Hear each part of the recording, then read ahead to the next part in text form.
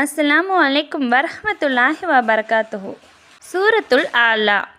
இந்த சூறாவுடைய கருத்துக்களும் விவாதங்களை பற்றி பார்க்கலாம் ஃப்ரெண்ட்ஸ். அதுக்கு முன்னாடி சேனலை சப்ஸ்கிரைப் பண்ணாதவங்க சப்ஸ்கிரைப் பண்ணுங்கள். அதே மாதிரி வீடியோக்கு லைக் போடுங்க. இறக்கப்பட்ட காலம். இது மிகவும் ஆரம்ப காலகட்டத்தில் இறங்கிய அத்தியாயங்களில் ஒன்று என்பது இந்த அத்தியாயத்தின் கருத்தில் இருந்து தெரிய வருகின்றது.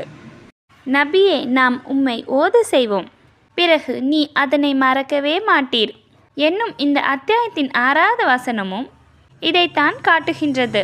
அதாவது வஹியை பெற்றுக்கொள்வதற்கான முழுமையான பயிற்சி நபி ஸல்லல்லாஹு அலைஹி வஸல்லம் அவர்களுக்கு கிடைக்காதிருந்த நேரத்தில் வஹி இறங்கும் போது நாம் அதனை எங்கு மறந்து விடுவோமோ என்ற அச்சம் அன்னலாருக்கு ஏற்பட்டு இருந்த நேரத்தில் இந்த அத்தியாயம் இறக்கி அருளப்பட்டது என்பது தெரிய வருகின்றது.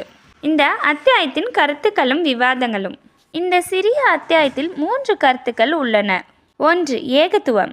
2. நபிகள் நாயகம் ஸல்லல்லாஹு அலைஹி வஸல்லம் அவர்களுக்கு அறிவுரை வழங்குதல். 3. மறுமை.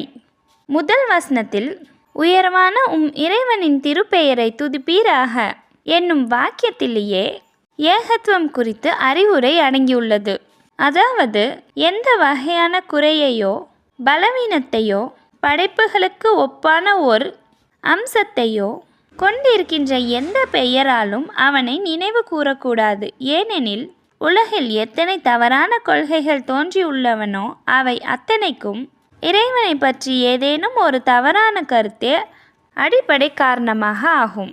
பிறகு அதுவே அந்த தூயவனுக்குரிய பெயராகி விடுகின்றது. ஆகவே கொள்கைகளை சீர்திருத்த வேண்டுமெனில் அனைத்திற்கும் முதலாக இறைவனுக்கு பொருத்தமான அழகிய பெயர்களை அஸ்மாவுல் உஸ்னாவை கொண்டு மட்டுமே அவனை நினைவு கூறுவது அவசியமாகும். இதற்கு பிறகு 3 வசனங்களில் கூறப்பட்டுள்ளதாவது, எந்த இறைவனின் பெயரை துதிக்கும்படி உங்களுக்கு கட்டளையிடப்பட்டிருக்கிறதோ அந்த இறைவனை பிரபஞ்சத்தில் உள்ள ஒவ்வொரு பொருள்களையும் படைத்தான். மேலும் அதனை பொருத்தமான வகையில் அமைத்தான். அதன் விதியை நிர்ணயித்தான். அந்த பொருள் எந்த பணிக்காக படைக்கப்பட்டிருக்கின்றதோ அந்த பணியை ஆற்றிடும் வகையை அதற்கு காட்டினான். அடுத்து வரும் 2 வசனங்களில் நபி ஸல்லல்லாஹு அலைஹி வஸல்லம் அவர்களின் முன்னுள்ள பணிகளின் தன்மைகளும் எல்லைகளும் சொல்லப்பட்டுள்ளது. அதாவது இறைவசனங்களை எப்படி நினைவில் வைத்து கொள்வது என்னும் கவலையில் நீங்கள் மூழ்கிட வேண்டாம். உங்கள் நினைவில் இதனை பாதுகாத்து வைப்பது நமது பொறுப்பு.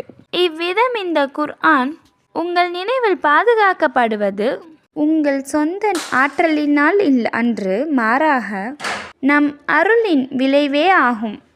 நம்